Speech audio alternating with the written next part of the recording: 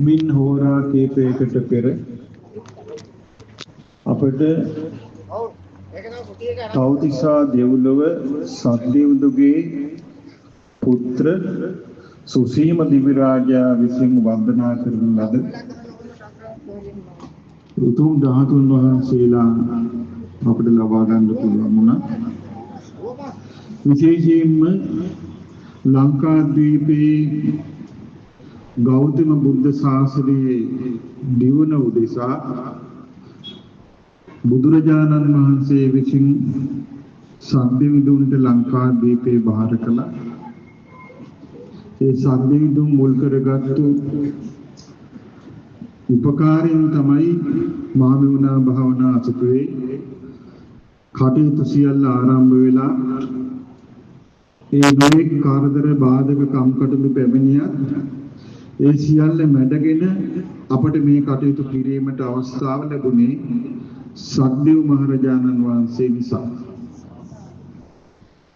ඊළඟට ඒ සක්දෙව් මහරජාණන් වහන්සේගේ මැදිහත් වීම නිසාම 80 මහා ශ්‍රාවක ධාතුන් වහන්සේලා අපට ලැබී පොල්ගහවෙල සම්බුද්ධ රාජ මාලිගයේ සඳුන් කුටියේ ඒ 80 මහා ශ්‍රාවක ධාතුන් වහන්සේලා වැඩ සිටිනවා.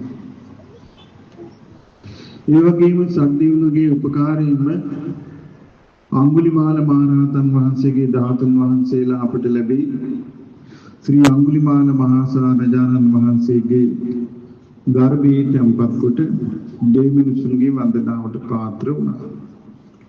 අද මේ විශේෂ අවස්ථාවක් අපගේ ශාස්ත්‍ර වූ ඒ භාග්‍යවත් අරහත් සම්මා සම්බුදුරජාණන් වහන්සේගේ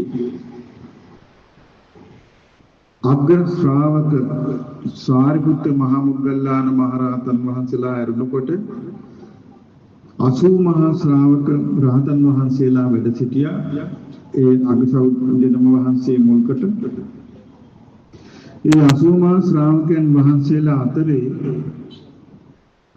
අග්‍රස්ථානයේ වැඩ වාසය කළ බුදුරජාණන් වහන්සේ වදාළ මහණෙනි දෙවියන්ට ප්‍රියමනාප භික්ෂූන් අතර පිළිඳි වච්ච තෙරුන් වහන්සේ අග්‍රයි කියලා. පිළිඳි වච්ච මහරහතන් වහන්සේ පිරිනිවන් පෑමෙන් පස්සේ උන්වහන්සේගේ ධාතුන් වහන්සේලා පිදුම් ලබන්නේ දෙව්ලොවට. බුදුරජාණන් වහන්සේගේ වචනේ සනාථ කරමින් පිළිඳි වච්ච මහරහතන් වහන්සේගේ ධාතුන් වහන්සේලා දෙව්ලොව පිදුම් ලබනවා. විශේෂයෙන්ම මේ බුදුපසේ බුදු ආරාන්තක විහාර කටයුතු වලදී අපි ලංකාවාසී දෙවිවරුන්ට ආරාධනා කළා මේට අපට සහයෝගය ලබා දී මේ පුණ්‍ය කටයුතු සාර්ථක වෙන්න කියලා. ඒ ඔස්සේ සද්දෙවිඳුන්ගේ මෙලියත් වීමෙන් සද්දෙවිඳුන්ගේ සැටවෙනි පුත්‍රස්ථානයේ සිටින්නා වූ සුසීම නැමැති දිව්‍ය රාජයා විසින් පිළිඳි වච්ච මහරහතන් වහන්සේගේ ධාතුන් වහන්සේලා වන්දනාමාන කරනවා. පිළිඳි වච්ච මහරහතන් වහන්සේගෙන් බණ අසා සෝවාන් ඵලයටපත් ඒ සුසීම දිව්‍ය රාජයා මහත් ආචාර්ය භක්තියකින් ඒ ධාතුන් වහන්සේ වන්දනාමාන කරනවා. ඒ දෙවියන් විසින් වන්දනා කරන ලද ධාතුන් වහන්සේලා අතර උතුම් සර්වඥ ධාතුන් වහන්සේලා 4 නමක් අපට ලැබුණා.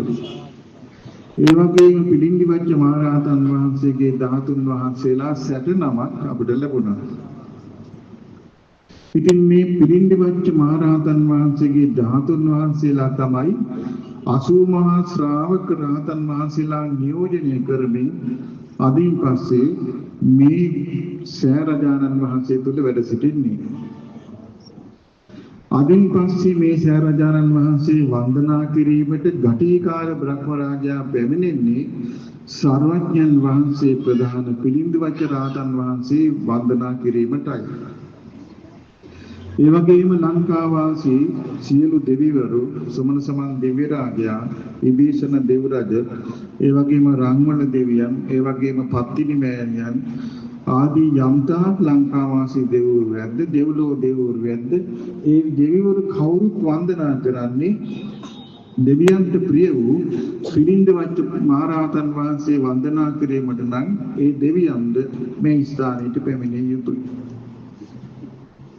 ඒ නිසා අදින් පසු සදහැමතුන්ට යම් කිසි කෙනෙකුට සමන් දෙවියන්ට පින් පිණිස වන්දනා කරන්නට අවශ්‍ය නම් පිළිඳ වච්ච මහරහතන් වහන්සේ සෝද මලින් පුදා සෝද පැනින් පුදා සෝද දුමින් පුදා ප්‍රශංසාවෙන් පුදා ඒ පින් සුමන සමන් දෙවියන්ට අනුමෝදන් කරාම මේ දේවතාවෝ අනුමෝදන් වෙනවා.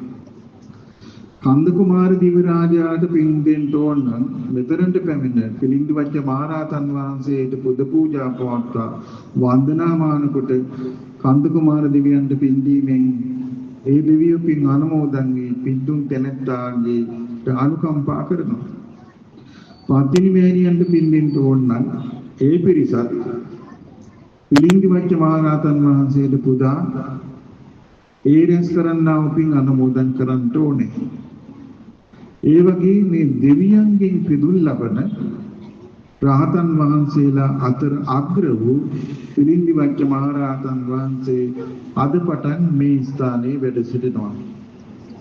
බුදුරජාණන් වහන්සේ ප්‍රමුඛ පිළිඳ වච්ච මහරහතන් වහන්සේ වැඩ සිටින කුටිය ලෙස මේ ධාතු මන්දිරය අද සිට සැලකිය යුතුයි.